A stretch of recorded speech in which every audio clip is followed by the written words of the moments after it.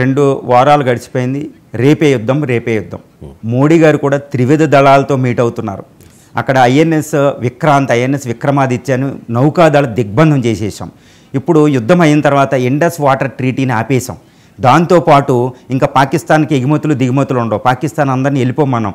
ఎంబసీలు డిప్లొమసీని లో గ్రేడ్ చేసేసాం. ఇంకా పాకిస్తాన్తో మళ్ళీ ఏకాగి చేసేస్తున్నాం. IMF నుంచి $1.5 బిలియన్ లోన్ రావాలి, దాన్ని ఆపేయబోతున్నాం. FTFలో మళ్ళీ పెడుతున్నాం.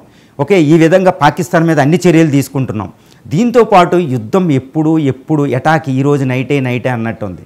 కానీ భారత లక్ష్యాలు మాత్రం ఇక్కడ సుస్పష్టంగా ఉన్నాయని అవగతం అవుతుంది. అవేంటి? టెర్రరిజం ఉండకూడదు. మనం ఇదే రైట్ టైం అని మోడీ గారు భావిస్తున్నారు. ఇదే రైట్ టైం అని భారతీయులందరూ భావిస్తున్నారు. ఇంకా ఎట్టి పరిస్థితుల్లో గత 5 దశాబ్దాలుగా ఉన్న టెర్రరిజాన్ని అంతం చేసే టైం ఇదే అని భారతీయులు కోరుకుంటున్నారు. మోడీ గారు కూడా అదే కోరుకుంటున్నారు. అంటే మొట్టమొదటి లక్ష్యం టెర్రరిజం అంతం అనేది మొట్టమొదటి లక్ష్యం అండి. ఇక రెండో ఇంపార్టెంట్ లక్ష్యం ఏంటంటే భారత్ తను యుద్ధం చేయకుండానే భారత ఆర్థిక వ్యవస్థని గ్రోత్ రేటును ఆపకుండా పాకిస్తాన్తో లక్ష్యాలన్నీ నెరవేర్చుకోవాలి. రెండోది ఏంటంటే పాకిస్తాను ఏ ఉద్దేశంతో చేసింది? భారత్ విడిపోవాలని.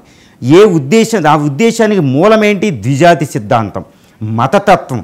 ఈ మతతత్వం అంతం కావాలి. ఈ మతతత్వం అంతం కావాలంటే ఈ మతతత్వం ద్వారా పుట్టిన పాకిస్తాన్ కూడా అస్తిత్వం ఉండకూడదు, అంతం ఉండకూడదు. అంటే బలూచిస్తాన్ కింద విడిపోయి, పంజాబ్ సింధులు ప్రావిన్స్లు విడిపోయి, అటు నార్త్ వెస్టర్న్ ఫ్రాంటియర్ ప్రావిన్స్ విడిపోయి పాకిస్తాన్ అస్తిత్వం కోల్పోవాలన్నమాట. అంటే POK మన స్వాధీనం కావాలి.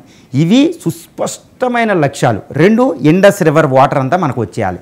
దీనికోసమే భారతదేశం యుద్ధమా లేదా యుద్ధం చేయకుండా సామదాన భేద దండోపాయాలు, భారతదేశ యుద్ధ నీతి అండి చరిత్ర చెప్తుందన్నమాట.